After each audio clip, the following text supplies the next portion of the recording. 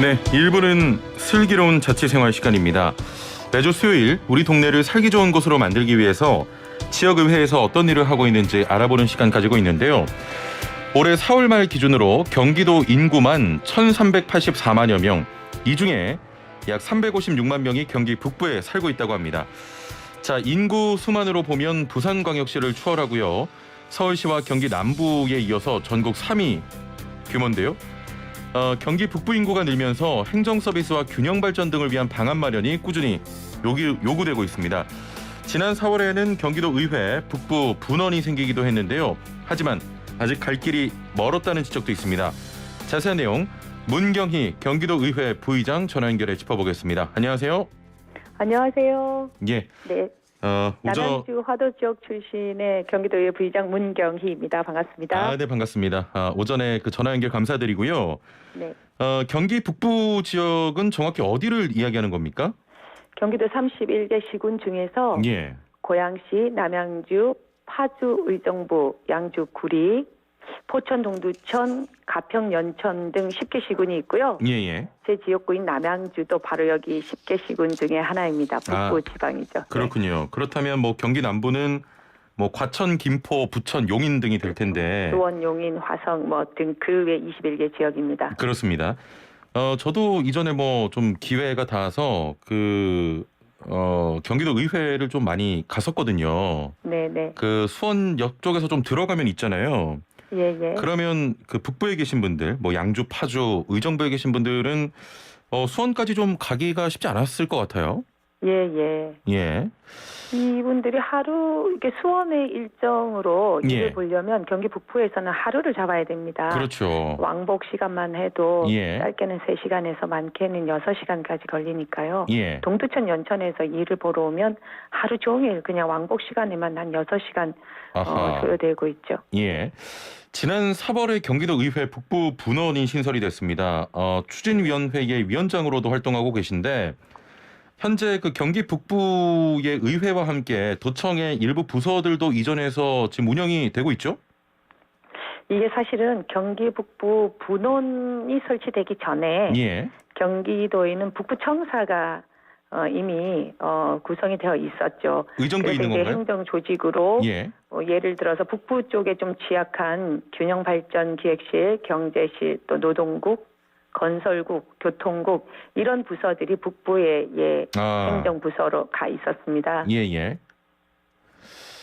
그런데 이제 모든 행정청이 경기 북부청사 그리고 교육청의 북부청사 그리고 소방재난본부도 북부 소방재난본부 또 검찰청 법원 이 모든 행정청이 다 북부에 구성되어 있는데 의회 기능만 없었어요. 그래서 이번에 4월 19일 경기도의 북부 분원이 설치되게 됐습니다.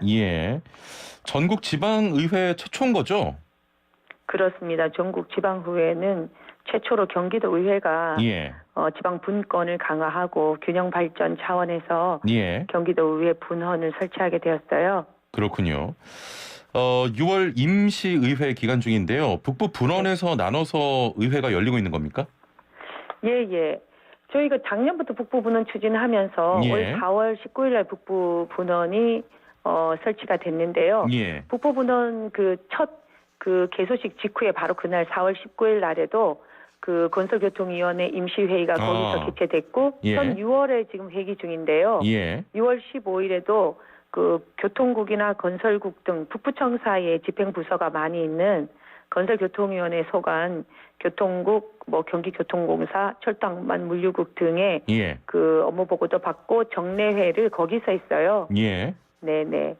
그래서 여기에서 하면 도민과 의회 간에 지금 현재 수원만 치면 북부 쪽에서 물리적 거리가 너무 멀잖아요. 그렇죠. 분원이 설치되게 되면서 의회 기능이 일부 거기서 이루어질 수 있음으로 따라서 의회와의 심리적 거리도 좀 줄어들고 경기 북부 우리 도민들의 의회 접근성이 강화돼서 우리 그 남북부 균형 발전과 또 북부 주민들에 대한 의회 행정 서비스도 많이 강화되고 있습니다.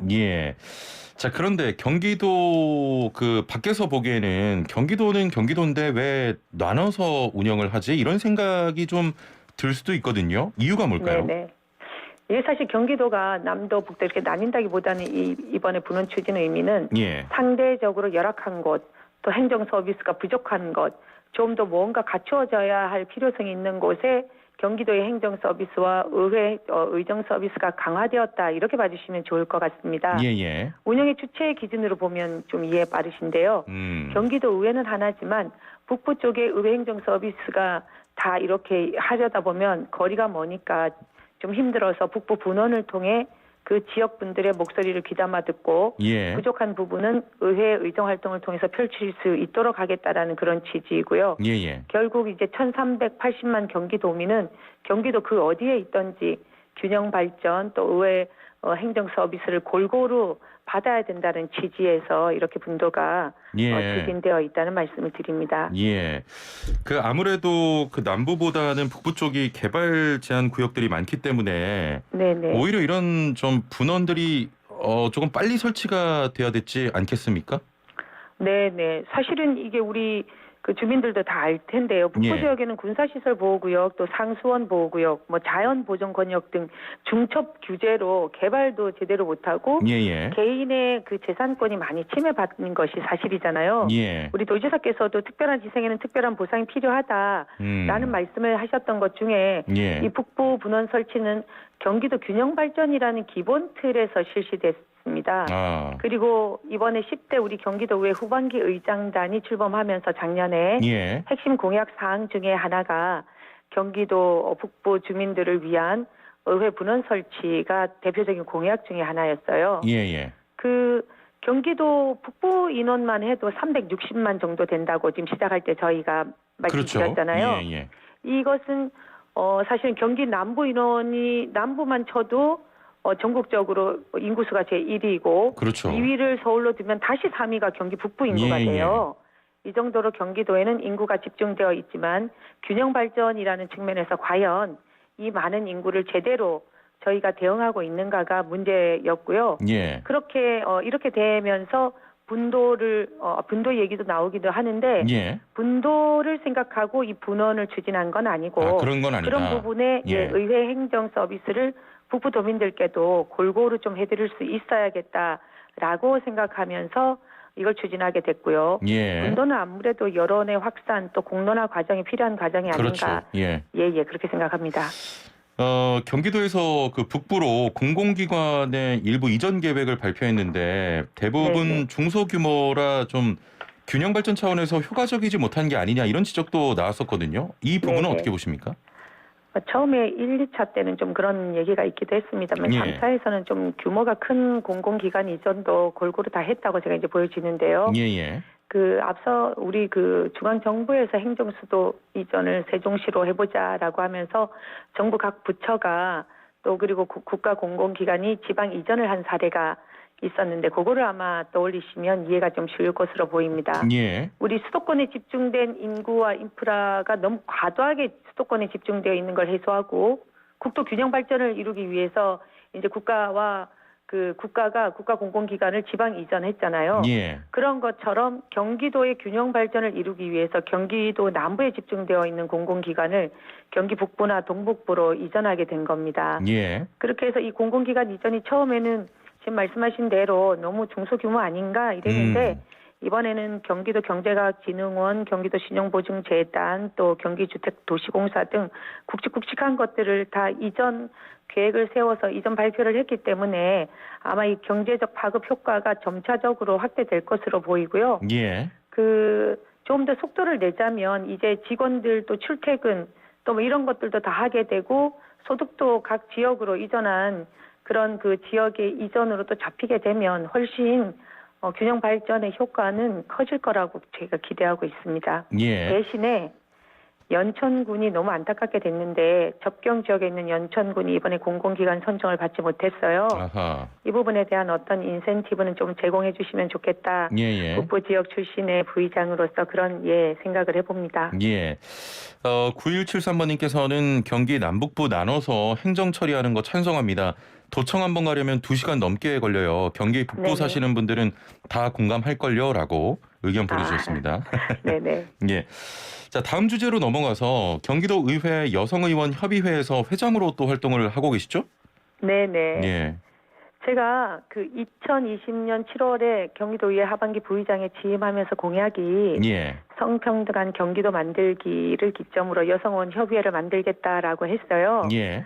그래서 31명의 지금 우리 여성 의원님들이 있는데 이 31명의 그 여야 당을 떠나서 예. 전체 여성 의원들로 구성된 것이 여성 의원 협의회고요. 예. 이 여성 의원 협의회를 구성해서 일단 성별 특성을 반영한 성평등한 사회 경기도를 구현하기 위한 다양한 활동을 그간 좀 추진했습니다. 예. 성주류화 정책, 또 실효성 증진, 또 성인지 예산서도 들여다보기, 그래서 성인지적 의정 활동을 할 수 있도록 하기, 또 여성들의 불평등 해소 정책을 마련하기 위해서 여성 활동가와 함께 워크숍도 진행하고, 예. 의정 활동 홍보 역량 강화를 위한 또 교육도 실시하고, 또 최근에는 성폭력 예방 교육도 실시하면서 전문가 과정까지 우리 의원님들이 좀 함께 받을 수 있도록 예. 선제적인 성평등에 대한 그런 교육과 공감 확산에 힘쓰고 있고요. 예. 이 모든 것은 바로 성평등한 경기도 만들기, 성평등한 세상이 민주적인 세상이라는 차원에서 예. 성평등한 경기도 만들기에 앞장서는 활동이라고 그렇게 생각합니다. 예. 그 협의회에서 얼마 전에 공군 중사 네. 성추행 사건과 관련해서 입장문 내셨는데, 네네. 육군 그 여군 학사장교 중위를 또 전역하셨다고 들었습니다. 그래서 이번 그 공군 중사가 성추행 피해를 1차 당하고, 예. 그리고 상관들의 침묵과 오히려 회유 등으로 인해서 2차 피해가 이어지면서 결국은 극단적인 선택을 하게 됐는데요. 그렇죠. 저도 여군 학사 장교 출신으로 이것이 남의 일 같지 않죠. 그래서 경기도 여성 의원 협의회 차원에서 6월 7일 기자회견을 열고 국회와 정부에, 왜냐하면 이 군이라는 것은 중앙에서 함께 관여하고 중앙에서 감독하는 기관이잖아요. 그래서 국회와 정부의 철저한 진상조사와 재발방지 대책 마련을 촉구하는 성명서를 우리 여성의원협의회 차원에서 발표했습니다. 그리고 또 기자회견 후에 성남 그 국군수도병원에 마련된 그 고 이모 중사 추모소를 찾아서 조문을 했고요. 그래서 이제 이 사건은 가해자 개인의 그 범죄 차원이 넘어서 조직적 은폐를 하려고 했던 그 조직의 문화를 바꾸는 것으로, 그래서 다시는 그런 우리 그 군대 조직이 이런 성추행 사건으로, 정말 군대라는 조직은 우리 국방의 의무를 다하면서 우리 국민의 안전을 지켜주는 정말 필요하고 고마운 그런 조직이잖아요. 그렇습니다. 그런데 이러한 정말 고마운 조직이 이러한 사건 하나로 정말 그 한 마리의 미꾸라지가 우물을 다 휘젓고 다니는 것처럼, 이것이 군대의 대표적인 모습인 것처럼 보이는 게 너무 안타깝습니다. 그러니까 이런 병영 문화의 패습은 철저한 그 엄정한 조치와 함께 철저한 조사를 하고 다시는 이런 일이 생기지 않도록 재발 방지를 위한 대책을 좀 철저하게 마련해 달라는 차원에서 그런 성명서를 내게 됐고요. 우리 경기도 여성의원협의회 대표인 회장 자격으로, 그리고 대표성을 띠고서 저희 의원님들과 함께 그 극단적인 선택을 할 수밖에 없었던 고 이모 부사관과 함께하는 연대의 마음, 그리고 그 가족들을 격려하는 마음으로 앞으로도 쭉 함께할 예정입니다. 알겠습니다. 좋은 말씀 감사드리고요. 최근에 그 여성장애인과 관련된 지원 조례안도 마련하셨다고 들었는데 어떤 내용입니까? 네네. 여성장애인 지원 조례안이에요. 개정 조례인데, 사실은 기존에 장애인 그 기본 조례라고 장애인 전체에 대해서 일반적으로 지원을 할 수 있는 근거를 마련한 조례는 있었지만 토론회나 현장을 가봤더니 장애인 내부에서도 이중적인 차별을 받고 있는 그런 현실이 있었습니다. 예를 들어 여성 장애인들은 임신, 출산, 양육에만 그 지원 구조가 집중되어 있었는데, 토론회를 통해서 보면 여성 장애인들의 학력이 초등학력 이하가 65%나 되어 있었어요. 장애인들 내부에서도 학력 격차가 심했고요. 장애인들 내부에서도 취업률 격차가 심했습니다. 그러면 비장애인들과 장애인들의 격차로 이미 한번 차별을 받는 장애인들이 여성과 남성이라는 그 차이로 또다시 한번 차별을 받는 이중적, 그렇죠. 다중적 차별 구조는 좀 해소해야겠다라는 차원에서 이번 조례안을 마련했고요. 그래서 이 조례안을 통해서 이런 다중차별을 겪으면서 살아가는 여성 장애인들에게 조금이나마 위로와 함께 할 수 있는 그런 구조를 마련했으면 하는 바람에서 이런 조례안을 마련했습니다. 예, 알겠습니다. 참 다양한 분야에서 할 일이 많으실 것 같은데 6월도 이제 거의 마지막을 향해 가고 있습니다. 하반기엔 또 어떤 계획 가지고 계십니까?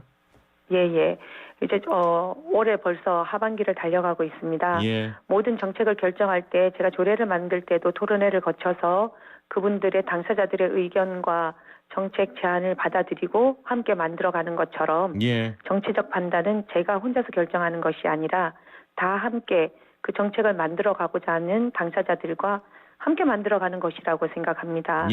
저희 정치가 땀 흘린 여름에 그 사람들에게 부는 산들바람처럼 공감과 희망의 정치를 통해서 우리 도민들께 희망의 메시지, 비전을 줄 수 있는 메시지, 그리고 열심히 한 이후에는 삶의 질을 높이는 결과물을 줄 수 있는 그런 감동을 주는 정치로 더더욱 나아가야 되겠다고 생각하고요.